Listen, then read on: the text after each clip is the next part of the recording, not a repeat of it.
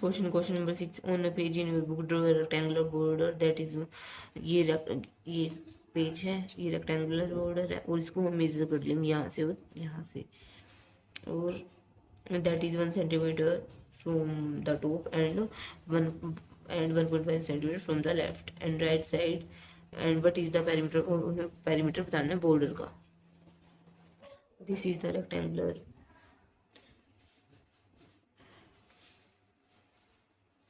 This is the rectangle. ठीक है, base and rectangular border, and this is 15 centimeter and this is 20 centimeter.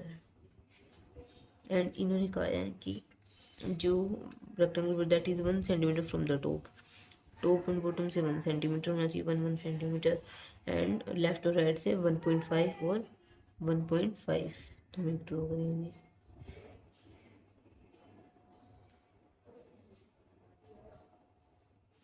ये हमने draw कर लिया. ये 1 सेंटीमीटर और ये 1.5 सेंटीमीटर. ये इनकी साइड्स हैं. तो फर्स्ट पहले हम देखेंगे कि ये पूरा है 15 एंड ये यहाँ से भी 1.5 एंड यहाँ से भी 1.5, यहाँ से 1.5 और यहाँ से 1.15 में से अगर 1.5 प्लस 1.5 कितना हो गया, 15 में से अगर हम 3 माइनस कर देंगे दोनों को ऐड करके तो कितना होगा 12 सेंटीमीटर. और लेंथ अगर हम ब्रेड से देखें वो कितनी है 20 में से अगर हम 1 इधर का और 1 इधर का कितना बचा 2, 18 सेंटीमीटर. लेंथ आ गई 12 और ब्रेड आ गई, लेंथ आ गई 12 और ब्रेड आ गई 18 सेंटीमीटर. अब हम पेरीमीटर के फॉर्मूले में पुट करेंगे 2 into L plus B, 2 into 12 प्लस 18, 2 इंटू 30, 60 हमें पेरीमीटर आ जाएगा. नेक्स्ट क्वेश्चन है draw a rectangle of size 12 units and 8 units. Draw another rectangle inside it without touching the outer rectangle that occupies exactly half the area. हम draw करेंगे एक rectangle.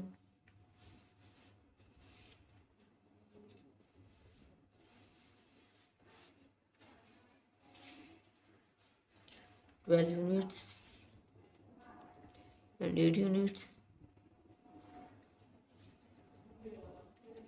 और हमें इसके अंदर एक रेक्टेंगल ड्रॉ करना है और वो आउटर रेक्टेंगल को टच नहीं करना, एग्जैक्टली हाफ को. पहले हम इसका एरिया निकालते हैं. Area of bigger 12 length into width 12 into 8,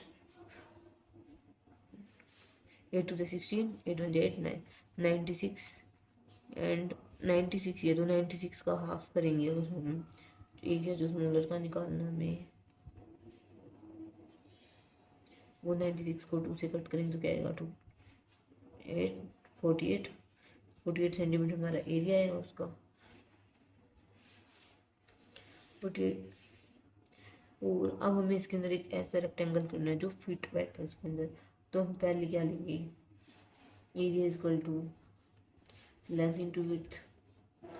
first हम लेंगे 48 is equal to 2 into 24 and 4 into 12 और 3 पे भी जा रहे हैं 3 इंटू 16 और ये 3 पे एक जा रहा है 6 इंटू 8, ये 3 है, ये 4 प्रोबेबिलिटी है. ठीक है, तो अब हम ऐसा पेरीमीटर जो इनका जो एरिया है वो देखते हैं जो 48 आना चाहिए. ठीक है, अगर हम इसके अंदर करके देखते हैं, अगर हम ये 2 करेंगे, अगर ये 24 कर रहे हैं और ये 2 कर रहे हैं तो ये भी फिट नहीं बैठेगा, ये ऐसे हो जाएगा.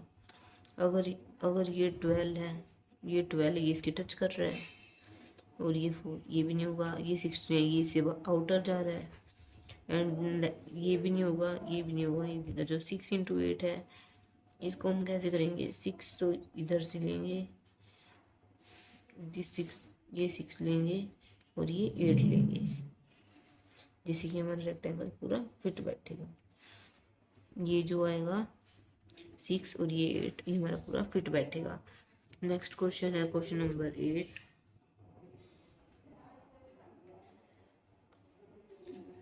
Eighth question: a square piece of paper is folded in half. The square is then a square is folded in half. The square is then cut into two rectangles along the fold, regardless of the size of the square. One of the following statements is always true. Which statement is true here? A square piece. हम एक square piece लेंगे. This is square piece. ठीक है. उसकी sides देंगे हम 4 × 4, ठीक है। और फिर उन्होंने कहा कि हम उसको 2 पीस में फोल्ड करेंगे, तो ये ऐसे कुछ 2 रेक्टेंगल्स बन जाएंगे, ठीक है। ये साइड्स तो 4 ही रहेंगी, ये 2 हो जाएंगी, हाफ हो जाएगा ना इसका, ये 2 हो जाएंगी। अब इन्होंने कहा है, ये हमने बना लिया। अब हमें स्टेटमेंट्स पढ़नी है। The area of each rectangle is larger, area of each rectangle is larger than the area of square. जो एरिया जो है स्क्वायर का, एरिया ऑफ स्क्वायर निकालेंगे बनिए हम।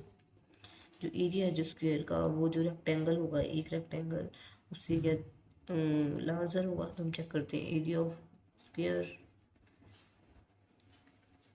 4 × 4 कितना है 16, और एरिया ऑफ हम रेक्टेंगल का निकालते हैं।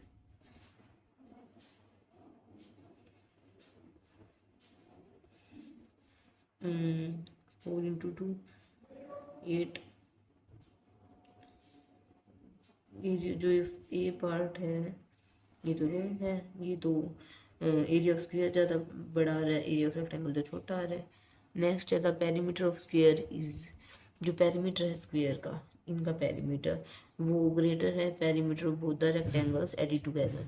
हम चेक करते हैं, जो बी पार्ट है हमें पहले निकालना है पेरीमीटर ऑफ स्क्वायर। फॉर्मूला कहता है पेरीमीटर 2 × L + B, 2 × 4 + 4, 2 × 8 16, और इन दोनों का निकालना है हमें पेरीमीटर 2 × 2 + 4, 2 × 6 6 2 12। नेक्स्ट भी 12 ही होगा, सेम ही होगी, 12 + 12 24। तो इन्होंने कहा perimeter of square is greater than the perimeter, ये भी रोंग है। क्यों? क्योंकि जो पेरीमीटर ऑफ स्क्वायर है वो तो कम आ रहा है, इन दोनों का करेक्ट 24 आ रहा है पेरीमीटर, तो ये रोंग है। सी पार्ट देखते हैं। नेक्स्ट है सी पार्ट, वो है the perimeter of both the rectangles added together. जो पेरीमीटर है बोथ द रेक्टेंगल्स का, वो अगर हम उसको ऐड कर देंगे together, is always 1/2 times the perimeter of the square. 1/2 times उन्होंने कहा है 1.5 टाइम ज़्यादा है स्क्वायर पेरीमीटर ऑफ स्क्वायर।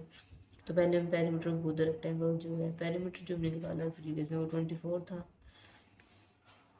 और पेरीमीटर हम निकालेंगे स्क्वायर का, वो था 16।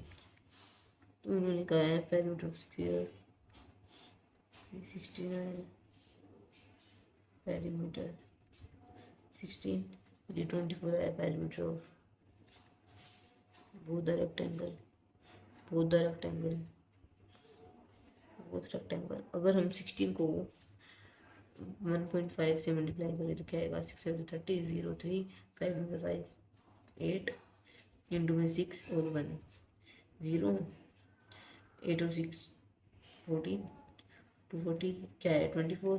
ये तो बिल्कुल सही है, ये 24 है, वो ये 1.5 टाइम्स है, यस इट इज़ राइट।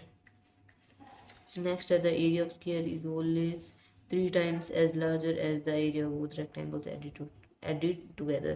इन्होंने कहा जो एरिया ऑफ द स्क्वायर है वो ऑलवेज जो है वो 3 times होता है as large as the area of both rectangles added together.